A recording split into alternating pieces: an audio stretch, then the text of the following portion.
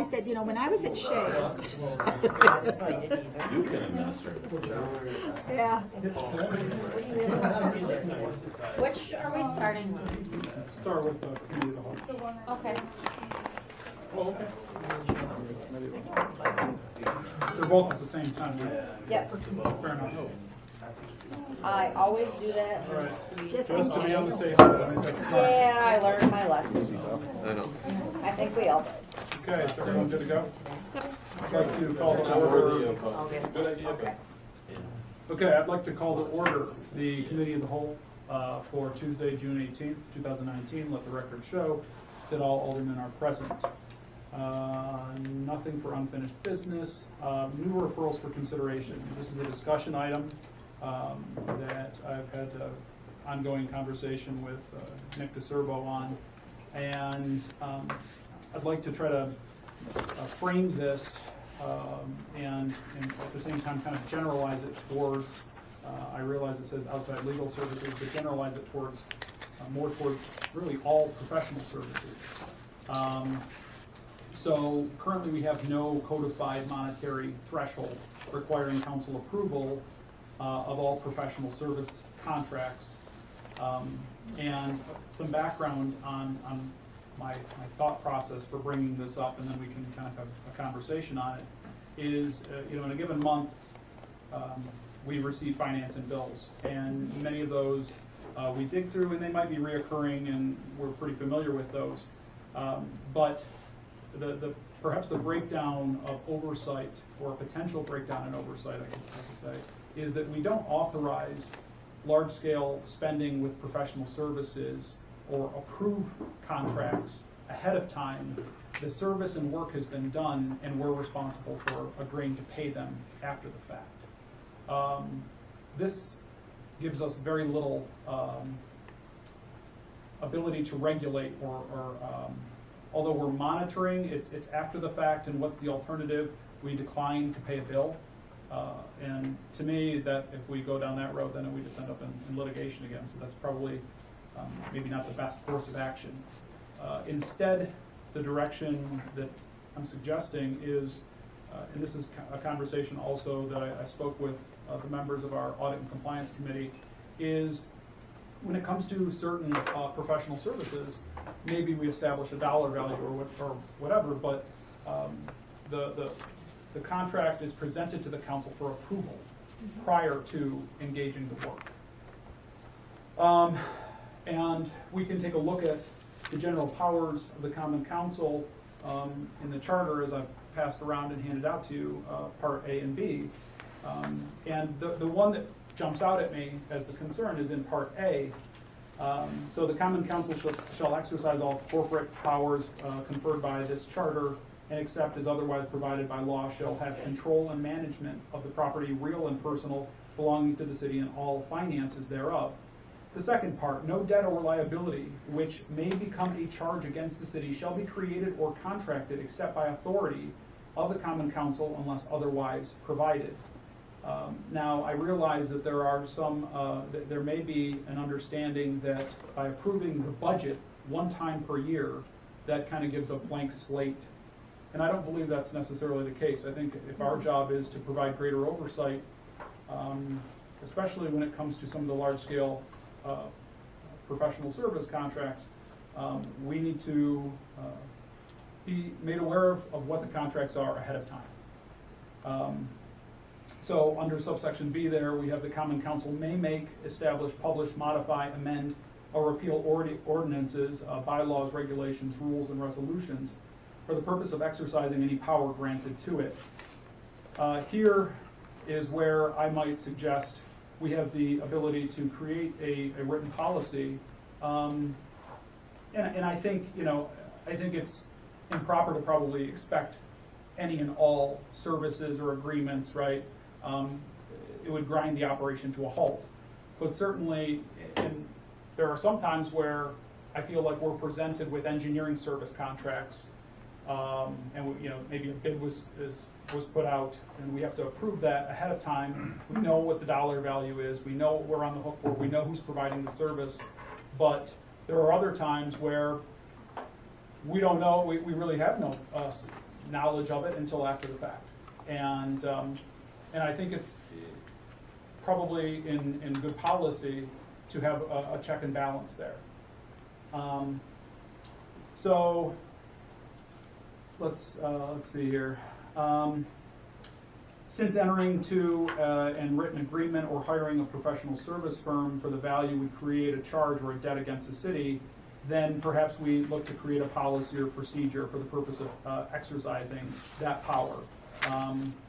You know, asking for prior authorization, and I don't know what that dollar value is, but in addition, besides pre-authorization of contractual or professional arrangements, we could also perhaps require annual RFPs for services that the city is engaged in, and so on and so forth. But I wanted to kind of throw this out there. Again, this is a discussion item.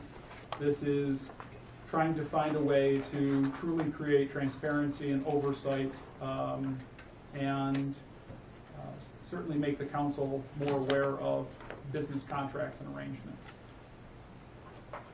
Thoughts? Yeah. You know, I think, and I appreciate you putting this all together, John. I think each council does this in their own way, and I think this, you know, it's good to see it in black and white, and it's good to get us all on the same page. I think it was in 2010. It was the year before you came on the council, Nate. The council passed a resolution because we talked about finances and how, you know, they control the purse strings. And I think what they had put in place, and I'd have to go through the records, but back then I think it was anything over $200 or $2,500 had to come to the council.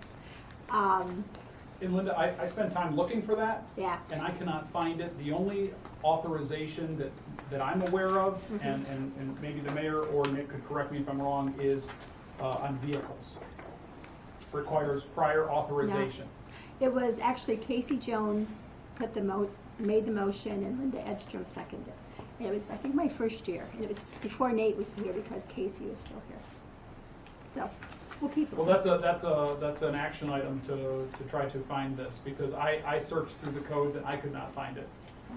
Well, this Is would have that, been. do you have any? Do either of you have any awareness of a $2,500 limit? Was it a resolution? And not, It was a not resolution. It was a resolution. It was a resolution and not a code change. So it would be in the clerk's office in the back notes. Okay. But anyways, and what their concern, and remember, they had just come out of a really bad financial situation that the city, you know, had to turn around. And I think their concern was oversight, transparency, and just having, and as you said, what we do is we wait to the end of the month and we pay our bills after the fact. And I think this is making it more transparent and more, I'm going to say, out there, that we should be doing, not doing more, but have more control over monies that our taxpayers pay into the city. So that was just one thing that I thought about, but it was a resolution that they had made. And I guess I would not say that I'm looking, you know, that we're looking, I wouldn't be pursuant of more control, but of oversight, to be aware of what the annual or ongoing contracted services are. Again, we vote on the finance and bills every month, and yet that differs to me than the capital projects. When we enter a capital project, we know what the budget is, we know what we're on the hook for, we know what we're signing up for. But to enter into, whether it's outside legal services or IT consulting or anything like that, that might be of what I would call a material amount. I'm not talking about, you know, you get Dr. Greenlawn for $500 to go, right, and spray for weeds or something. We're talking to the tens of thousands of dollars. That should be made aware to the council ahead of time. Is it like but one time, you're talking about like just for one-time expenditures, right? Or no, I mean, because I know there's certain contracts like up in codes, they, you know what I mean, they have a bunch of lawns that people are refusing to mow, and then they have like a handful of people, and if they call and they're only getting a hold of one guy to get on his schedule, he might have, $3,000 worth of lawn cuttings because the things are this tall. Which is why materiality is what it comes down to, right? Right. Is it, what is a materiality number, and that's what the discussion, at least for me, is I'm hoping to get something. $20,000. What is a significant amount of money that, if it's signed up on an ongoing basis, that we should have the ability to approve. What I'm wondering is, trying to get my head wrapped around how that would work from a procedure perspective, from Sure. How the meetings would work, how far in advance you'd have to get that stuff in to get it approved. Mm-hmm. For RFPs, is there another way to look at it from a list of professional services that we get in a given year, to take a look at that Mhm. and see what makes sense from a monetary perspective? So do we have a active spreadsheet or something that would show us the professional services on an annual basis that we could take a look at to get a better understanding of what that would look like on Right. an annual basis? To draw a comparison, I think the mayor brought before us, and I forget what the dollar value was, $17,000 for a contract with Cattaraugus County to spray for mosquitoes. So that was brought to us. We know what that's for. Budgeted item. It's a budgeted item. The contract is there, and okay, boom. And 99% of the time, it's But you're talking pretty about, basic. You're talking about the stuff that's budgeted into maybe a current line item that Sure. isn't flushed out, is what you're saying. Sure, Services that are built within those line items. sure, Is there a way to look at that? yeah. Because let's face it, right? When we go through the budget process, do we go down to the item by item level? And by no means, I don't want to mistake, right? I'm talking materiality. I'm not talking, we're going to approve every nut and bolt. We're talking large dollar contracts, professional service contracts, probably most of which are reoccurring year after year. And then I don't know what the policy is, or even if there is a policy as far as going out to an RFP. Is there anything that mandates that we do RFPs on an annual basis? No, but we should do a procurement policy for this stuff. And outlining, we have one for goods and services under, I think we passed a local law, mayor's first year, and the mirror the county's procurement arrangements or procedures. But it should be expanded upon to include, procurement of professional services as well when you're not in a obligation to bid them out. Most professional services, you're not in an obligation to bid them. So can you identify what stipulates the obligation? Because that's where I guess I'm a little foggy. Why is it sometimes we bid stuff out and sometimes we don't? If it's a public works contract and there's specific. So those all work. They have to keep it out. There are exceptions to that law, that is for professional services, where you're placing more of an emphasis on the particular skill of the individual than you are the low value number that's returned in an RFP. But in that, Right. Like Hots and Russ we use for negotiations. okay, And personnel matters. okay, If we put that out every year at RFP, you could have a new firm every year, sure. and that that doesn't know and has to learn. So it's good to have a firm and one person that is is knowledgeable of our contracts and our negotiations. Yeah, and I think then that's where we would have to be cautious with mandating annual RFPs. And I'm not saying that's the answer. I'm just saying, is there some sort of guidelines or policy that we could put together? Because no, you're right, Bill. Something like that you don't want to lose, but. And the other thing that comes to mind on annual RFPs, like we just on our what is it, the compensation period? No, city insurance. Yeah, we just got a multiple year deal that's going to save us money.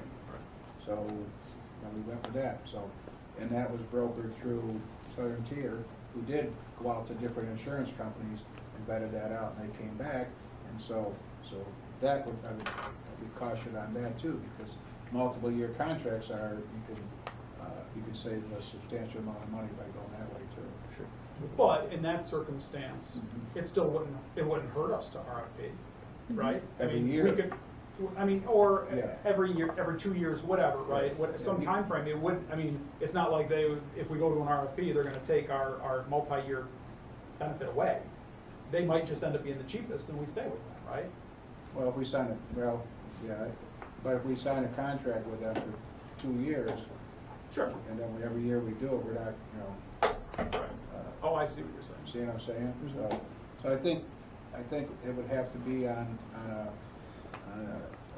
I guess not a case by case, but on the individual things we want to do it with. Which way do we go? Do we go yearly, or do we go ask for a multiple year contract like that? So. Like, when was the last time we did a RFP for like our audit? Like, we've always, ever since I've been on the council, we've always used Bufamani. And I mean, there is a certain extent where they know our business too. I mean, I get that. Right. They know our business inside and out. And, so I do see where there are benefits there. But at the same time, they still could come out being, in an RFP process, we could stipulate and build that in. It wouldn't have to be a low bid, right? I mean, I don't want to say it keeps them honest, but an RFP process allows the bids to come back, but we could put in verbiage that does not mandate it's the low bid, right? We could reference that, there should be based on company or firm should be chosen based on accountability, reliability, responsibility, skill, education, training, judgment, integrity, and moral worth. Okay, so like you could build into the RFP process, so it's not just the low bid. Right. I looked up that in the past, though, using that example. So I mean, like the county itself, every other year switches their auditor. The Bufamani has been at 3 times in the last decade, not in sequential years, and then you know what I mean. They shake it up. That is just. And shaking it up isn't such a bad thing, because one firm might do something different and pick up on something that the other firm is just so used to seeing that They would just they might miss it, or Right. it just becomes another footnote that we kind of, you know what I mean. You just see it every year. You're just like, it's just something they tell us to do, and 10 years in, we're now addressing like audit compliance committee, right? So. Back to our insurance, did we compare, because I know every year we always talk about looking at the state, what they offer. Do we ever compare with them, with because our local people we've had for years. It's not like they're new. But did we compare the state numbers with their numbers, and did they come back after you told them we were going to check with the state? We received bids from companies that NICOM recommended for the workman's comp and the general liability insurance, and they came in $10,000 or more higher than what Dan Butler got for us. So But that's we are good. doing that. Yeah. Good.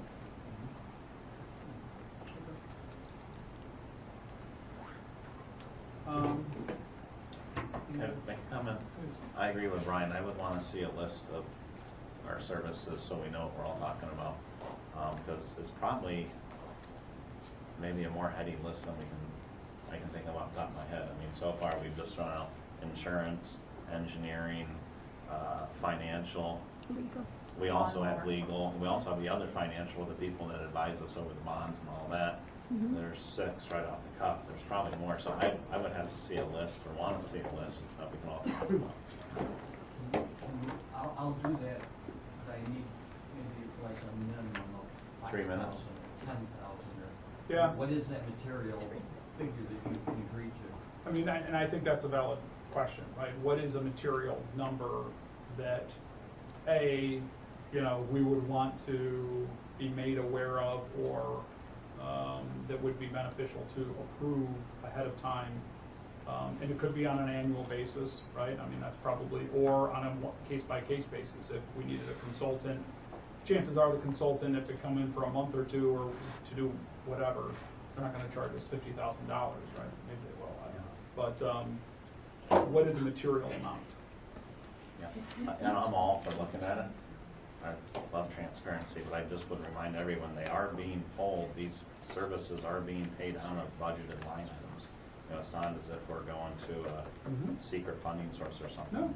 It is budgeted money, so.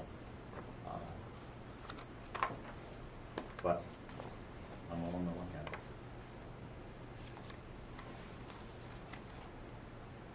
Okay. So I guess I'll go with my, Looking for a min? Yeah. Yeah, okay. For what, number? Minimum number? yeah. I'd say 10,000. We can start there and see where it goes, Yeah, I would say 10,000. Per instance, or is this like a Per cumulative? professional service. For over a year or for per- a 12-year period. 12 Or a months. 12-month period, okay. Thank you, 12-month period. 12-month period. Yeah, because I mean, I was just glancing at the finance and bills, and I mean, just even in the codes department, that my original reference was, I mean, they're at 1,800 just for this month in lawn mowings to one contractor and 110 for another. So I mean, they could easily get close to Sure. 10,000, but they're probably going to be still under, and stuff like that. I mean, a lot of times with that line item example is, hey, the one guy. That's why there's one guy at 110, because the guy at 1,800, he was just so busy doing other stuff that he couldn't pencil him in. So kind of locking somebody in with a hard. Yes. Yeah, Nick. Kevin, I think we don't want to get confused between professional services, which, are lawyers and accountants, versus the landscapers, which are governed under an entirely separate portion of the general municipal law. So Okay. with that being said, there is, looking at our procurement policies in general under the local law that was passed, there probably is some room for improvement on how we address those as well. So that's something we can also take a look at separately. You and I can work on that. Sure. No, I just thought we were talking about all vendors in general. When it switched off of the title of legal to. No, we're talking about Professional services, which falls under a specific exemption under the general municipal law for bidding and things like that. So we're all the same. Okay, so we'll start with that, and again, I mean, maybe Fred will come back with a list that's just, ridiculous. Again, there's a balance to this, and it's not to grind the operation to a halt, it's to increase our oversight and awareness. And to obviously remain competitive, to get the best prices possible, and so on and so forth. So I'll work with, work with the mayor, as well as Nick and Fred, and I'll circle back, I guess, on this issue if there's no other questions or comments. Okay. Approval of committee reports, and I'll make a motion to adjourn. Second. Seconded by Alderman Gonzalez, all in favor? Aye.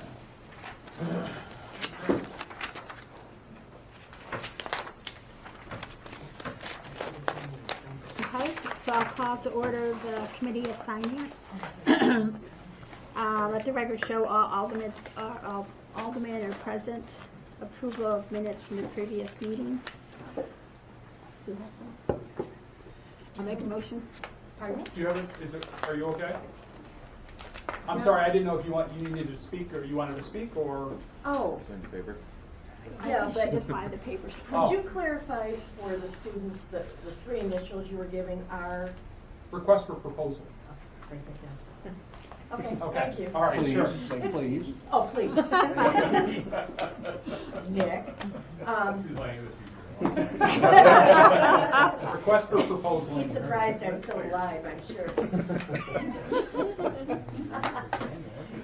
Can we get signed? Yeah, Especially with the Is water that we're all right? selling Yes, this year. please, Go ahead. before we jump into findings and Yeah, bills. somebody, just right up Can you here, guys sign? please. You must be the page Anybody girl. else?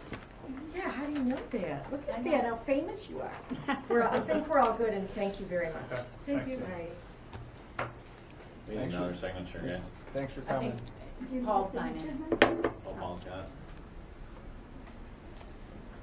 Thank you. Have a good one. Paul takes pride in his penmanship. Takes him Sorry, away. Linda. That's okay. How about we get back to finance now? Okay.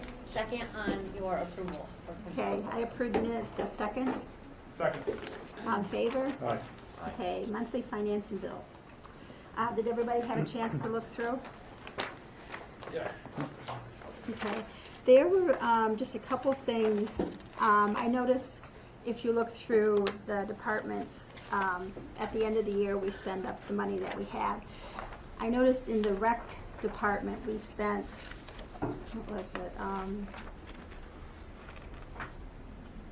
I see the 12,000 for the roller skating program, and I think that's a good thing. I think the kids will love it.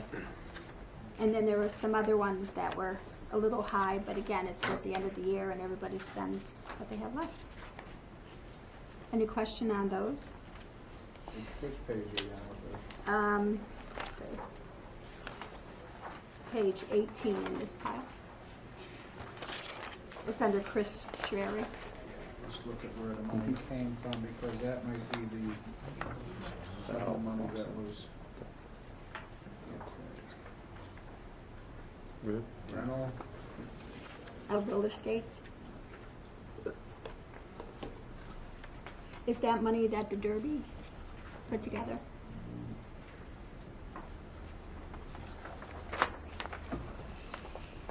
No, that's their equipment account. Okay. That would have come out of that. Right? Was that moved from trust and agency? That's what I'm thinking, I thought most of that money was Yeah. donation Yeah. and fundraising. So it's not a bill. We can find out if that was moved from trust and agency into that account to pay the bill. Okay. Okay? Good. You know, the other thing that I noticed, they had paint and different things for the rec center. Didn't we cover that with our $3 million renovation over there? I mean, we're still painting things that we're taking out. That would be under John Elmore. John Andor? Yeah. You I haven't guess hired me I to just paint, thought Paul. we did all those things when we did our big You haven't renovation. hired me to paint. We did, but we didn't, if you recall, and I'm not sure what he's referring to, but the inside, we did not replace some of the inside doors. Okay. So they're probably doing touch-up work and getting things all, during the year, during the hockey season. You get, with all the sticks and that going through them halls, there's, all these nicks and stuff, so there's touch-up work to do. Okay. How much was it? I don't know. Well, it's not that much. I was just curious why we didn't use the contingency that we had from the. Cleaning supplies, okay. From the $100. other. Yeah, I'm sure it was for paints, yeah. Touch-up work, for rec center interior, there's a lot of area in the rec center that we didn't do some of the renovations. So they're always painting and touching up and sprucing up, so, before the Okay. summer season. Okay, the other thing on page 10 of our bills, I noticed there's about $6,000 from the sidewalk program, rebate program, and I thought that was good to see. The only other thing I didn't find, and it might be in here and I just didn't find it, was the amount from our outside legal counsel on our North Union Street project. I thought we were going to have that this month. We don't have a bill yet. I've asked for the bill, and I do not have it at this point, but as soon as I have it, I will email it. Okay, now, is that normal to go almost 2 months without a bill? It depends on the amount of work that has been done in that 2-month period. It's not uncommon to get a bill, once every couple months. We've asked for it to be billed monthly, and I expect it will. Okay. Now, Nick, and I don't remember this, I'm sure you told us, but the first part of that lawsuit, who represented us? Did you, or was it outside counsel? Which part? The first part, the 1.2 million that we ended up The paying. end of the first invoice? Yeah. That would have been my office would represent, the city attorney's office. Okay. So Why couldn't we do that again this time? I look at it this way, that was more of a settlement on a debt that we owed. That's experience that I personally had in my private practice, being an attorney for a bank and dealing with commercial litigation. I would equate this part of the lawsuit requiring a litigation specialist, similar to going to your general practitioner for your physical, but he says you need a bypass, you're going to go see a heart surgeon. That's how I approach this, and that's how I approach most of our legal matters. There's certain things that as an attorney you should know that you should not touch, and this is one of them. When I came in, I spent a better part of 2 years cleaning up stuff that was probably should have been farmed out to other attorneys and was handled internally, and there is a certain point where an attorney has to realize that if they take on something that they shouldn't be taking on, you're committing malpractice for your client, and that's how I look at these on a case-by-case basis. So Mr. Ferkel is a litigation attorney? Yes. Okay, I thought he was just a general. He attorney. represents a lot of insurance companies along with Mike Shane, who's actively been involved with this case as well. Either one of those guys, I would have no problem representing me in any type of litigation. So you encourage him to get us a bill? I have it, I will. Okay, thank you. Side note on bills taking forever. I mean, I have a small handyman business, and I've got a couple customers that haven't received a bill in like 4 months. So That's on you, Kevin. I know that, but paperwork builds up. But you know, It's on you.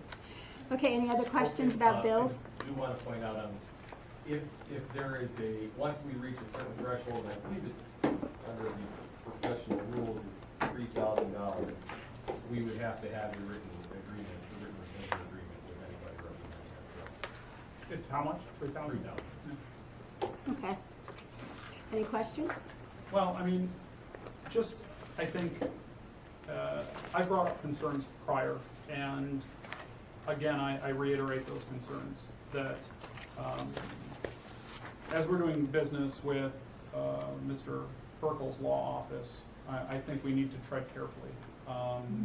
Just in 2019, public perception is key and critical, and this isn't the forum of saying whether an individual is guilty or not guilty, but there has been plenty of public information out there, including the unanimous decision by the county legislature to escalate his issues to the State Attorney General's office. And our job here on this council, as well as everyone in this room, is to mitigate risk and to prevent any risky or risk behavior with the city of Olean. And I want to personally go on the record and say that I'm not in favor of this individual until such allegations are cleared up, representing the city of Olean in any pending lawsuit for that matter. I do believe that it puts the city at a potential risk, and so I just would like to go on the record stating that. Okay, any other questions? Seeing none. Let's see, new referrals? None. Approval of committee reports? We have none. Gotta go back. Oh, I'm sorry. I skipped right over that. If I may. Sure. You know, Okay. with this Interrupted. issue with Mr. Ferkel, all we know so far is what has been in the paper. If somebody has been privy to more information, you know, please share it with us. Well, the people that have been privy to that information reside at the county legislature, which all of them, in a bipartisan unanimous agreement, were privy to that information, and all of them decided to escalate the issue to the State Attorney General's office, which to me, as far as I'm concerned, Nike or Pepsi cuts ties with individuals for less. And again, I just issue concern and caution on this matter. And just to follow up with what John just said, I also think the public needs to realize that the council didn't approve of it. We weren't involved with it. And I just think that in these days, you know, everything's out there, and that's what transparency is all about. And I just think the city has to watch its back. And I think we'd be remiss in not doing that. So I do have some concerns. And, you know, and I just think it's not even financial. It's just the perceptions. And I think if there were anybody else that had, you know, been in the paper and criticized, and as you said, the county legislators pushing this up to the Attorney General's office, they wouldn't be working for us. So I do have concerns about that. And, you know, we've talked about this before. And I just think the public has the right to know where we stand. So, I agree. on to the PL. 02-19 by Crawford to amend the City of Olean Ordinance, Chapter 2, Article 6, Division 3, Audit and Compliance Committee Report Policy. Okay, so this has been a work in process here. Still kind of cleaning up some issues pertaining to our reporting. You see the handout, Bob. Do you happen to have, Tiffany, do you have an extra copy? That one? No, for That Bob one. Clark. I was gonna say, I did give it to one of them. Oh, you have one?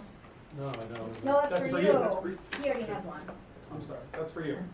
So this is Yeah. this is kind of a back from December.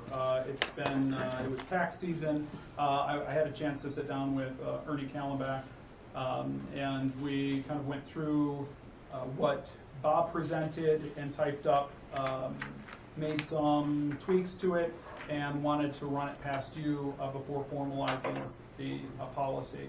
So for capital projects, under change orders, in the event of any non-budgeted, non-planned project, a change of $50,000 or more would receive prior authorization from the mayor, as well as notice given to the common council. In the event of any non-budgeted or non-planned project of $100,000 or more, should receive prior authorization from both the mayor and the common council.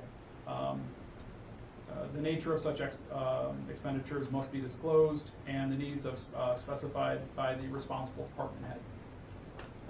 After change orders are approved, financing options are to be discussed by the mayor, common council, department head, and city auditor.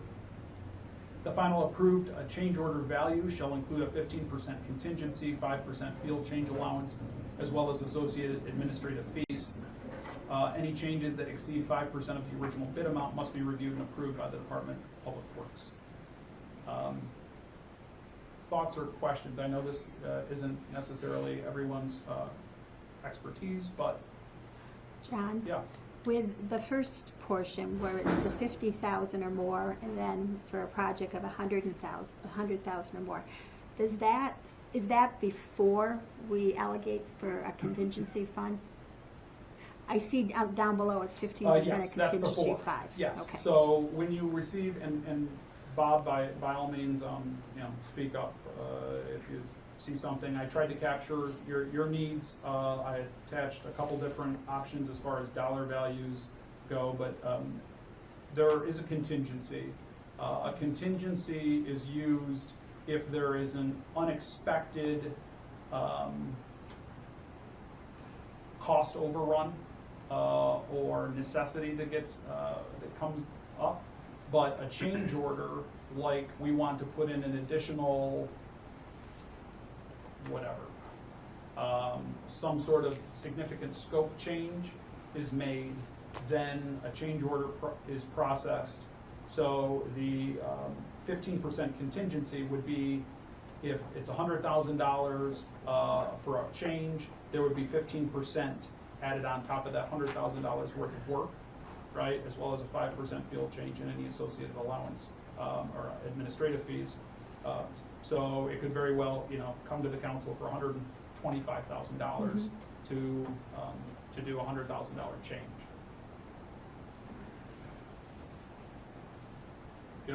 I should have given you a heads up on this, Bob, and this is just I know this is a formal PL, we can go ahead and we can talk about it further. I'm a little bit confused, Okay, okay? Yep.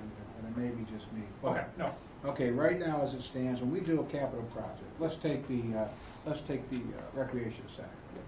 Okay, so in that project, which was $3.2 million, there was a contingency fund built into it. Now, we already have to come back to the council if we want to dip into that contingency fund.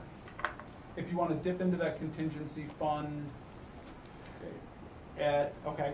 Okay. Yep, So, there was change orders made that was within the original, approved budget. Okay? Correct. All right? yeah. So, I guess I'm confused on,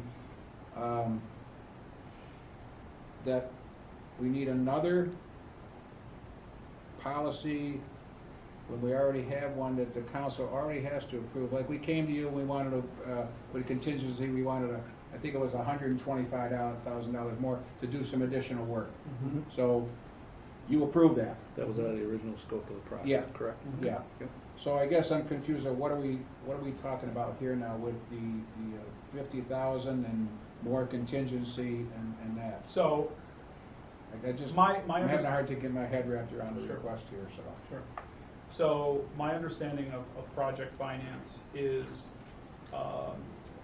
we typically dip into that contingency. The contingency should be for, and maybe Bob could speak to it better, but cost overruns. Right. And if we're doing that rec center project and, the $3 million project, and we wanted to go ahead and add a splash pad over there, which would be an extra $400,000, a change order would have to be issued, right, to change, and not necessarily dip into contingency funding, as you said, Mayor, we already have a policy for that, but to add an additional scope to that project. Oh, okay, all right, that's where I was, okay. Okay, now I see, okay. So, but, personally, if I'm reading this right, I would much rather have, if we are changing the scope of the project and requesting more money that's beyond the contingency, that I don't think I would feel comfortable in authorizing $50,000 and just telling you guys about it. I would probably want council approval there Okay. to spend more money beyond the scope or the project that's already been budgeted, which contains that contingency. Okay. See what I'm saying? Yep. So I think Yep. that's where, I mean, $50,000 is not a drop in the bucket. Okay. That's So- that's the last bullet, right? Yeah. If Am I, any project is underfunded, is that what you're referring to? No, I think he's referring to the first one. Currently, right now, if you would wanna spend $1 more than the contingency allowed, you would have to come get council approval, correct? Yeah. I thought that's what we get Necessarily. dinged on. Yeah. Well, I thought we got dinged on being able to enter a project underfunded. yeah, Yeah. Is that, For- isn't that part of what we get dinged on, is there is no formal policy and that we entered into a If- project that was underfunded? And that's why If- they wanted us to put if, together a yeah, policy. and if I remember correctly, in our last meeting when Ernie and I'm sorry, I forgot the other. Ron. Ron were here, they mentioned that, Bill mentioned that you always come to us, right? Regardless, and I think that they were saying, well, we don't really have I don't think we have a policy in place that forces you to come to us, or mandates that, like, we have a procedure you're supposed to. I think you just come to us. And I think So this if actually there just was puts it in procedure- paper. Yeah, If there so- was a procedure in place, then the council that approved the North Union Street and the mayor that approved the North Union Street, whatever, that would have never happened, right? The underfunding of that. It would have They been- were made aware that that project was underfunded? They would have. I wasn't here and I don't know what happened and what didn't happen, but the project was underfunded and it never, my understanding is that the cuts that were promised never came to fruition. And, Okay. So this is gonna alleviate, making sure that projects aren't underfunded. the Part B, Right. Yeah. Okay. Kelly, it's like when you borrowed, when the council had to borrow the money for the sewer plant. I can't remember how much, was it 18 million borrowed at first?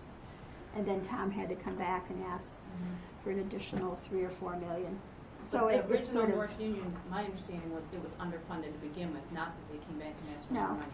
no. It was funded with the Tiger Grant It was underfunded. going forward, knowing that the city had to fund the rest. That was always part of the agreement. Well, that's the local match. We knew there was a Right. local match going into it, but I didn't think that we went into it knowing that it was gonna be 6.6 million and thinking, oh, shoot, we only have 6.2 million, we better come up with this 400. That's not the case. No. That's not what we're talking I about. thought the rain gardens were put in after the fact. I thought change orders occurred after the fact that pushed the cost of the project up. And those were supposed to be self-funded because we were getting a big grant for that. And Yeah. yes, when it was initially passed, way back when, it was never sold as, hey, we're gonna pass this thing, we don't have the money, but let's just go for it and see Right. what Yeah. happens. It was Yeah. never It's a sold small that way. distinction, but it's a big one. It Yeah, was it was never- never sold that way, it was never presented that way, No. as being underfunded out of the gate. So this won't If you can count. look back in retrospect and say it was underfunded, yeah, but that's not how it was presented or Right. sold or budgeted. That's Why- how it developed over So time. my point, I guess, to that is then, well, this won't alleviate what happened. I think we're trying to alleviate what happened, This, right? But this draws a adding lot. change orders, like rain gardens. Right. Okay, that. Bob, I mean, if you want to jump, am I speaking correctly? I guess I just have one question. Am I wrong that the project estimate was, say, 6.5 million, the bids came in and they were more than that? Is that what happened? That's I the wasn't way here that I for was that. told, is that the bid amount was more than the finance amount. I wasn't here. I don't remember. I think a lot of these policies draw a lot of the you know what I mean, a lot of people onto the field to actually pay attention and participate. And I think that having a policy like this actually, you know what I mean, even if something was starting to snowball, at least you've got people that are keeping an eye on the ball, right? So Like that's. Let me tell you how this works. So you enter into a project for $1 million. Changes come through, they upsell you, they say all this, whatever, we want to add X, Y, Z. It ups the price, and we're like, well, we don't have the money right now, go ahead and do it. And I'm not saying we as a council or as a mayor, but a party makes a decision, tells the contractor, go ahead and do it, right? These policies should alleviate that. If a change of $50,000 or higher comes across, as much as I like Bob can't just be like, yeah, go ahead and do it. We'll find the money later, right? There's the attitude I remember from all these retrospects looking back. Well, I think from what I'm hearing here, that the whole crux of this is to make sure that projects are funded before additional work is okay. Yeah. And we do that right now with the contingency fund. Okay, with the project, let's say the $3 million project, the contingency was, what's 15%? That's 45,000, what was it, about 450,000? I can't remember, it's 15%. But we come to you, we say, okay, we would like to do this additional work, it's this much. And that's done by approval of the Common Council. I think that's what here with a capital project, if there's additional work, let's say, okay, there's an additional grant that was obtained, like was done on North Union Street. That comes back to you, okay, how is the grant gonna work in with the first grant, and, how is everything gonna be paid before it's approved? So, yeah, I personally, I wouldn't feel comfortable with authorizing $50,000 more in spending without coming to the council, Outside of contingency. outside of already coming to you Right. with the contingency. How about a change order that alters the project with that? I mean, if you put a language in that? I don't want to get up and start Yeah. drawing on the whiteboard, right? But like, again, you got $1 million budget. In that $1 million budget, you got $150,000 contingency, okay? And to add, splash pads is going to be an extra $300,000. It exceeds what's in contingency. Yeah. Mm-hmm. So we You have, can't yeah. just say, okay, go ahead and do it without the mayor and council approval, and saying, well, I'll find the $300,000 a year down the road and make some cost cuts. You know what I mean? Yeah. At the same time, though, I wouldn't mind some I don't know if we want to say or whatever, we're talking about adding scope. I wouldn't mind some say in when scope is taken out of projects. I mean, I didn't say, I mean, the way it's written is it says in the event of any non-budgeted, non-planned project change.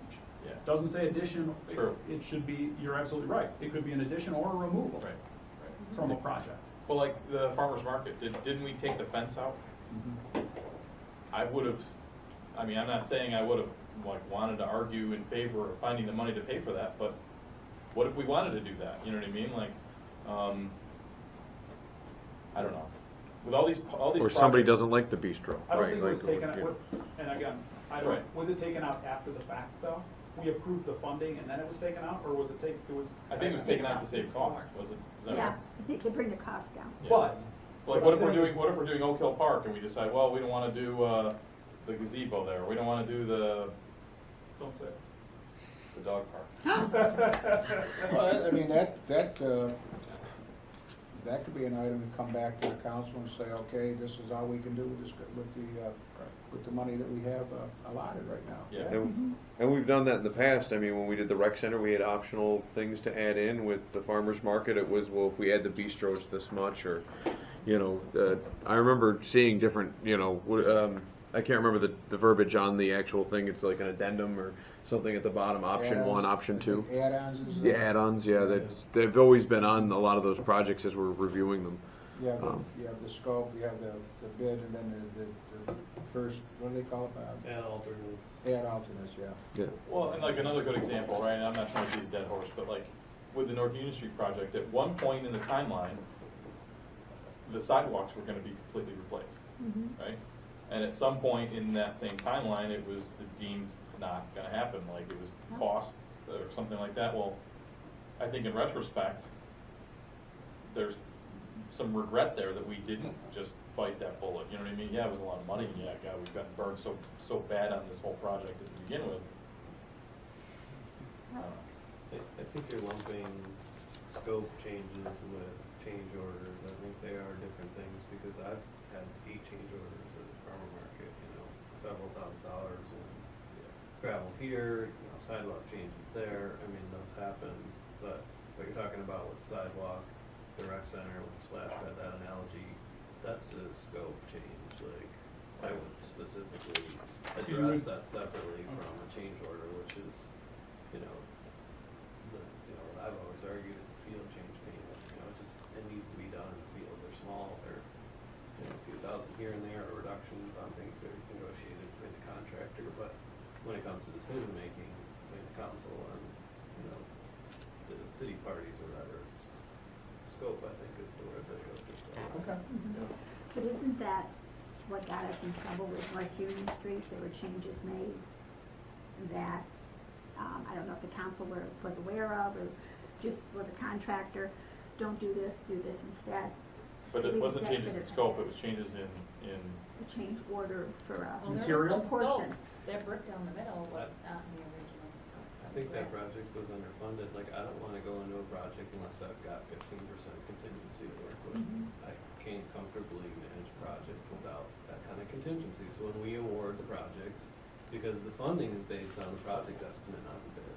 And what do you And use when the bid comes in, I want that contingency money available.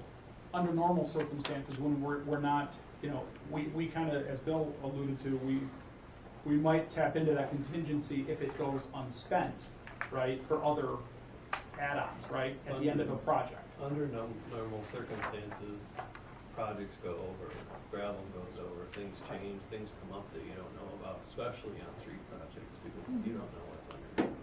Right. And that project did go over by 10%. I mean, I don't know what the difference between the bid and the estimate were. I'd heard the bid that was overrun already, but it's not uncommon for projects to go over by 10%.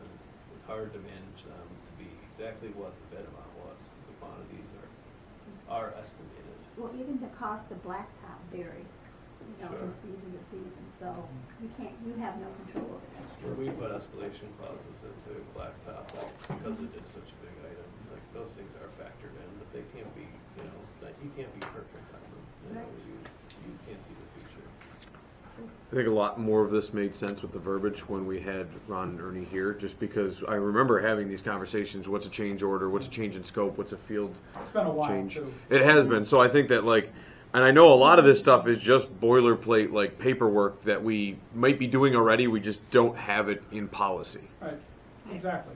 And yeah, I think, I mean, as far as the projects go, Bill and his staff, they do run by that, but we need to have something formalized. That's what we continue to get dinged on, because we don't have it formalized, right? So, People get moved. no major decisions are gonna be made here and now. This is a ongoing work here, but if we could just jump down to the second part, which is requiring project overviews, or project reviews. The reporting of ongoing capital projects will include a project summary, schedule, timeline of all projects in process. The project financial report will include the project budget, approved changes, actual and incurred costs, and estimate to complete costs. Additionally, there will be a reconciliation of project funding that has been received or acquired, what we have as far as what the funding is on hand, versus total project costs, to ensure there's enough funding for the completion of that project. And at that time, highlighting any sort of shortfalls in funding. If any project is underfunded, the mayor and common council will be notified immediately, and a corrective action plan will be provided. Nick pointed out, and I must have left it out of here, but a time frame. The industry I come from have monthly review of projects. At the same, out of respect of your staff here. Bill, I don't know if that's doable to have monthly report outs on capital projects. I think we can do it. Yeah. Okay. You guys think this? So I will. I'll follow up with Bill and Bob on some other comments on here. If there's anything for that process jump out at you. Do we even know that any of this is gonna work or matter? Do we even know what happened with North Union Street, like, for real?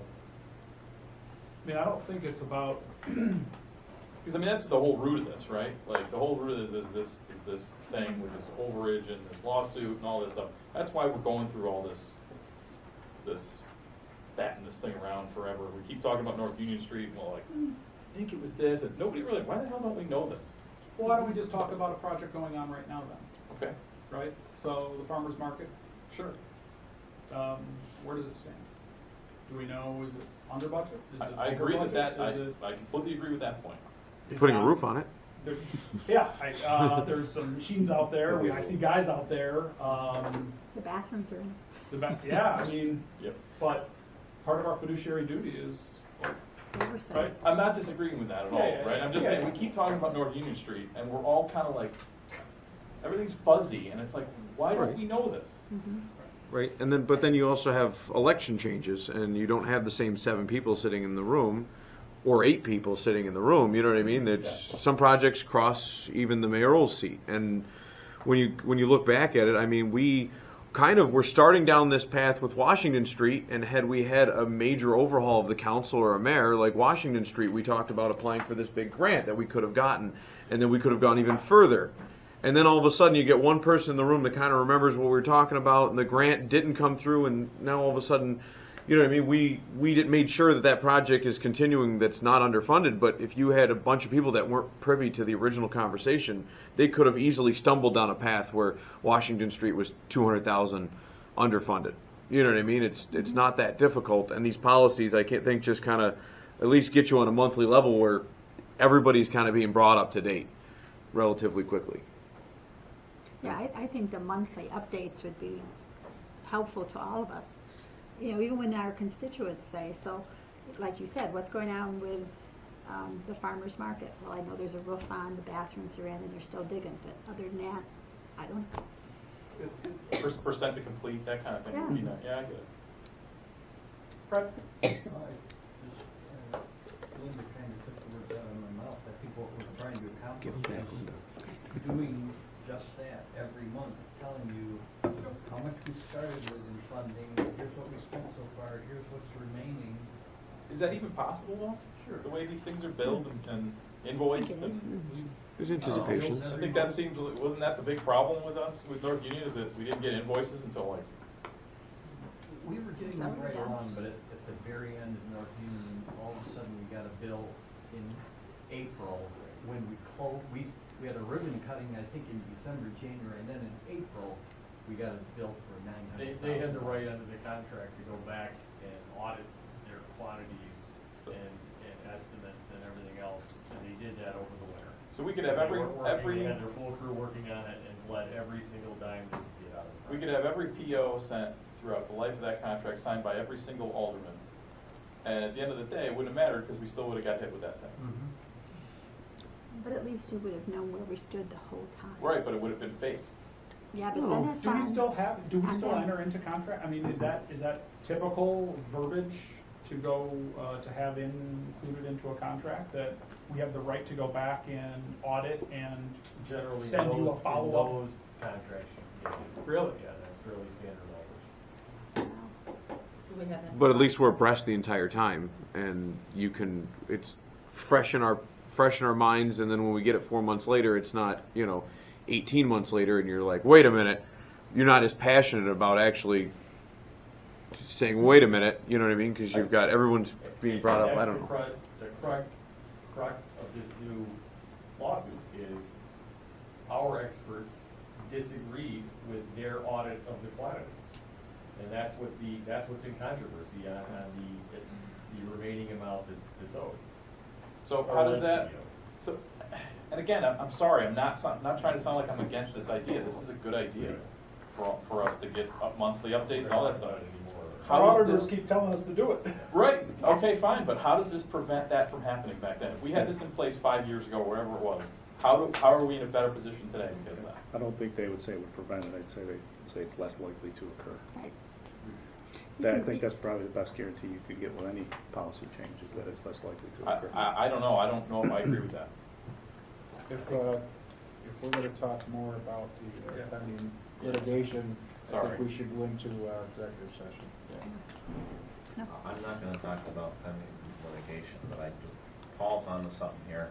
This whole conversation started over the North Union project, which, was the way it all ended up, no one's happy about. But I don't wanna create a whole new level of work, and I do like the oversight part, the monthly updates and all that stuff. But let's be careful going down this path, because we're creating a whole new job set for a bunch of people, and it wouldn't cure the problem that this all started over. So let's just keep that in mind as we go forward and keep our eye on the ball, not get sidetracked. But the monthly reporting and all the updates and budgeting and stuff, that sounds great, but it wouldn't have stopped what happened from happening, and that's how this whole thing got started. True. Let's bear that in mind. But also, these have been bullet points on the auditor's reports since in the last 4 years. They've been bullet points there and said, hey, you guys need to have policies in place. And then all of a sudden, hey, you need to have homeowners insurance. Then the fire happens. Like, I should have listened to somebody back then, and maybe it would have prevented it, maybe not. But they've been telling us in order to be, in financial compliance, this just happened to be the thing that nudged us to do it. Okay, any other discussion on this point? Okay. John, anything I else? would make a motion to postpone.